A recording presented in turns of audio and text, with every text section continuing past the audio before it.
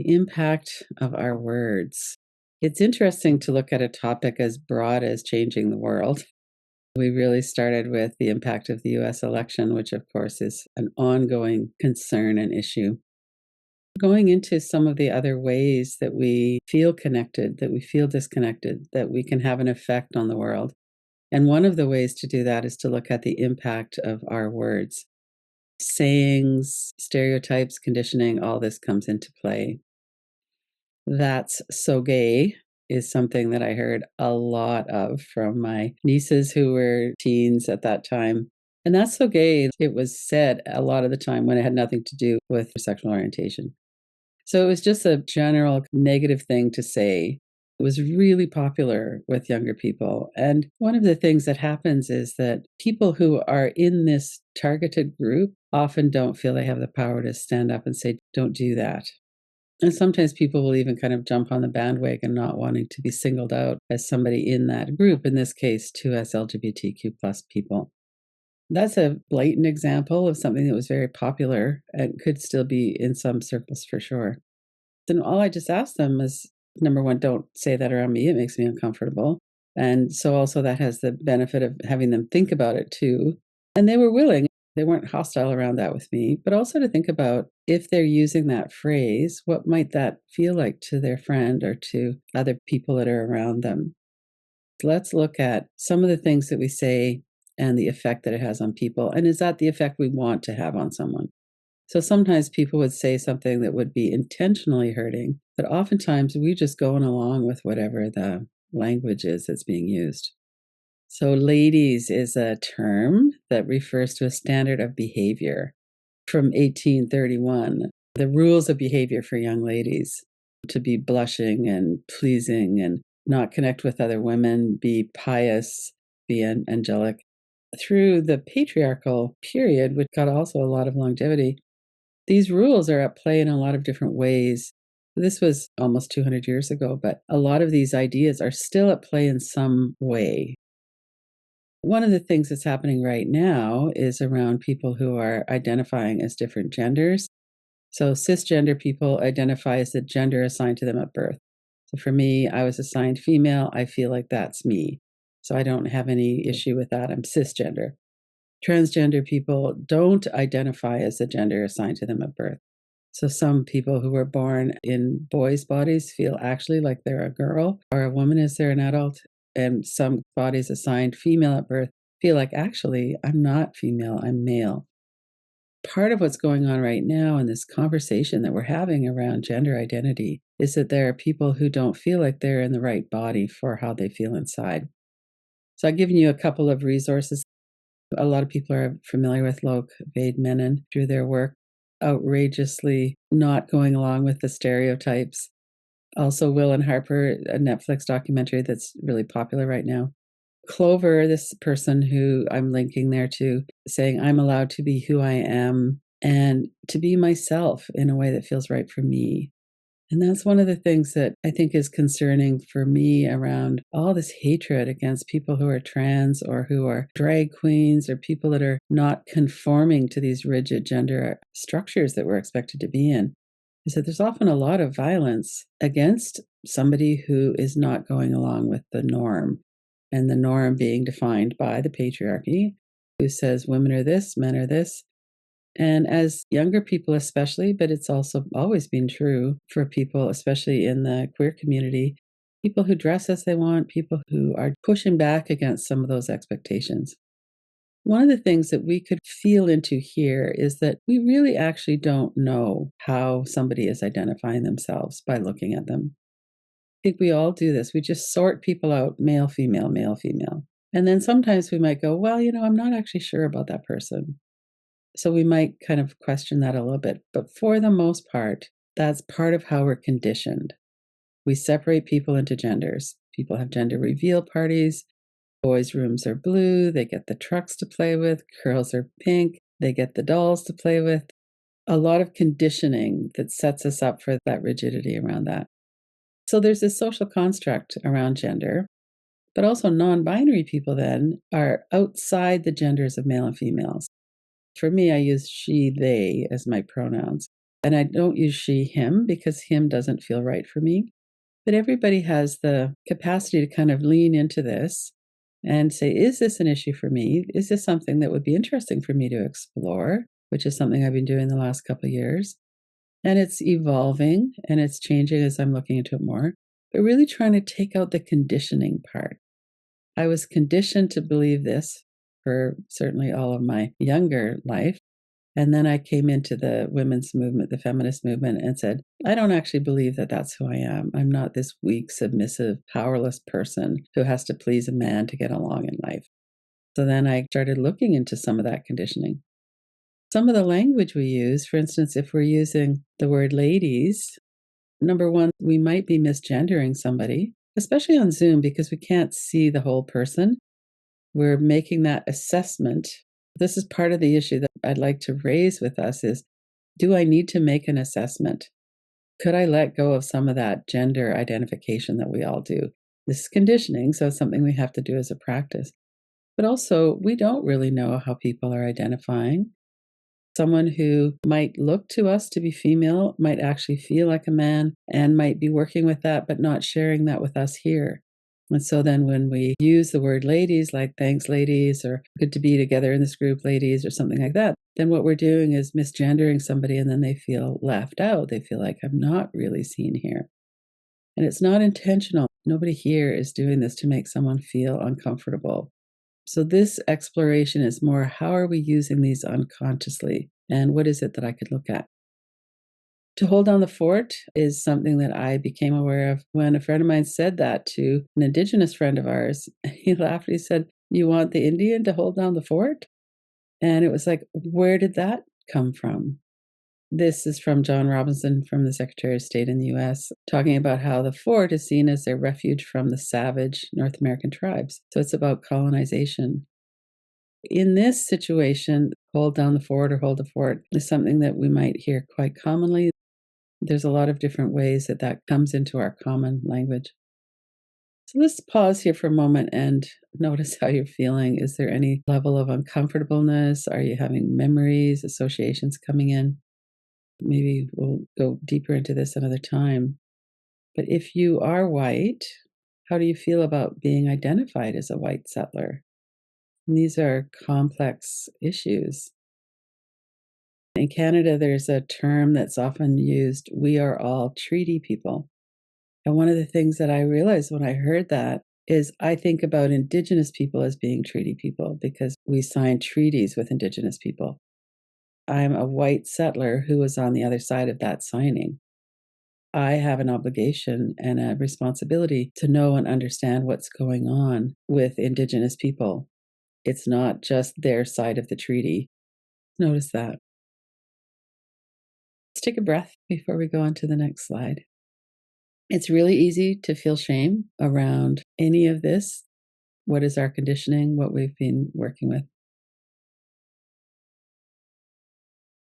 To use gender neutral language, if you're referring to a group of people, if it's relevant what gender they are, you could use that. But if it's not relevant, maybe say children instead of boys and girls. And also, I've noticed over the last couple of years when I've had a lot of awareness around this, I'm finding myself saying they instead of he or she a lot more. And it's just become part of how I'm thinking now. Part of the issue here is that we need to change this on such a deep level. Like we need to change the way we think about people. I have some friends and family who are asking for different kinds of pronouns. So they, them. And that was hard for a while because I was thinking, well, this is a boy that's now non binary and wants to be referred to as they, them. So they, them has become much more comfortable to me now. Some people prefer he, some prefer she, some prefer they, them. And to take the gender identity out of my thinking, that's part of it. And then to use words, if you're referring to a group of females, to use women instead of ladies, or even better, people. Hey, folks, that was great to be together here. Avoiding the whole issue of what is my take on their gender, which isn't our business. And it's not something that we can tell by looking at somebody either. And then there's some things here like don't use racist words. Be aware that whiteness and white bodies are considered the standard. Everything else is less than. And some other areas like neurodiversity. Mental health, people use descriptors like narcissist when really they mean someone who's self centered, or bipolar. That person's so bipolar, meaning that they're dysregulated. So, to avoid using mental health diagnoses, words like crazy can also be part of that. And then heteronormativity is another one where we assume that the best way to be is heterosexual and that all of the other ways are something different or exotic. This is really deep in our conditioning. And so we could also really be kind with each other. Look how deep the conditioning goes. Point that I want to just keep coming back to here is we have a narrow range of what we consider to be normal. Everything else is outside of that. And we could broaden that. Unless we're being hostile, most people are pretty forgiving if we say something that's not exactly right. My dad used to call feminists women's libbers. Part of that, I think, was a bit of a dig to me. He was a nice guy generally, but I think he was feeling pretty passive aggressive around that. And I would get mad, of course, because I was a feminist. And I say, it's not a women's liber, it's a feminist. Sometimes people are trying to dig at us and trying to get a dig at us, and oftentimes they're not. There's also this question of privilege. So if somebody changes their name from Janet Smith to Janet Jones because they get married, which is also a patriarchal thing, most men don't change their name when they get married. We don't seem to have any trouble. Oh, Mrs. Jones. We kind of get involved in cheering that on. But then when somebody changes their name because now they are non binary or they change their pronouns, is part of the resistance a judgment? So let's take a moment here. What is your experience around something like that? Or maybe there's something else that's coming up. And notice your body, notice your breath.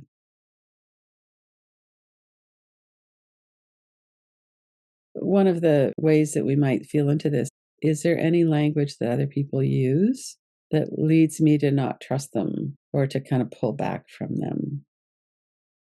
Do we associate certain words and phrases with how people feel, with their values, their level of safety or threat?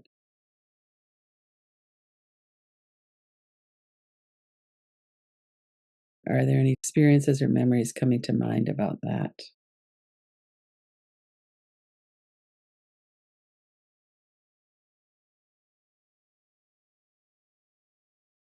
And let yourself feel into that just for a moment.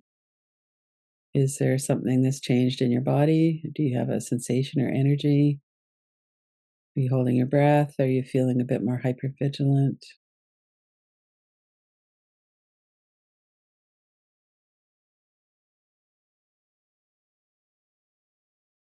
This could very likely be in our families as well. So there might be people like that that are coming in. I still love him and I don't trust him in some ways.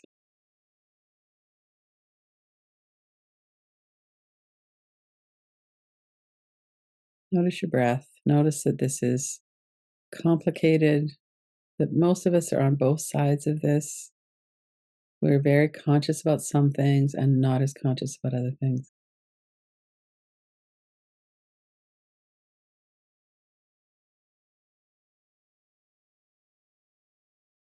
And part of that unconsciousness is privilege.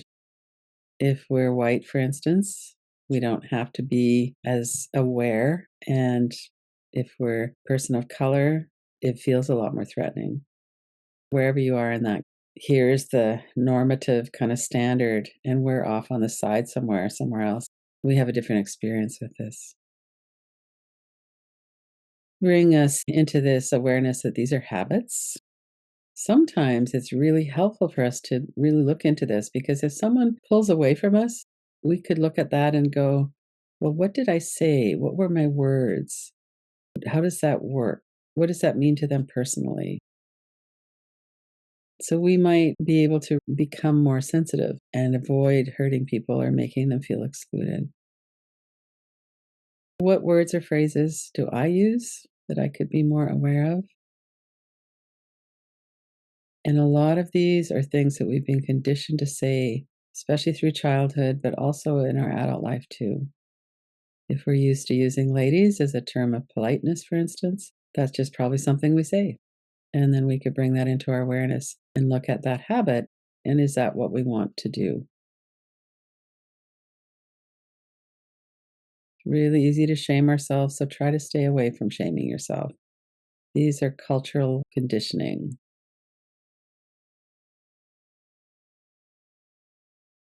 Sit with this for a couple of minutes.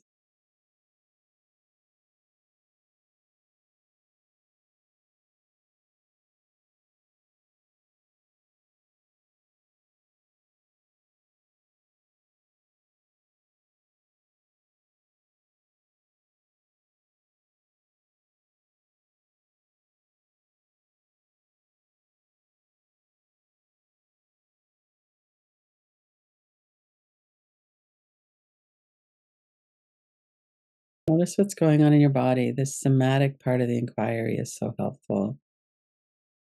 Notice if you're feeling a little hostile towards this, if you're feeling sad. What is it you're feeling in your body as you're considering this? And every one of us here has an open, good heart. We're not trying to exclude people, we're trying to do our best.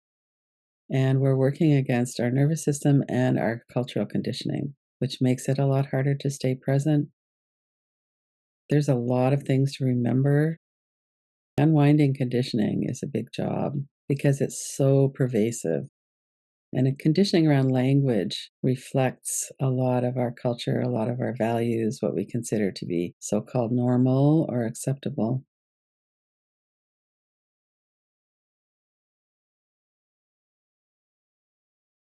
What could you bring into your awareness around this?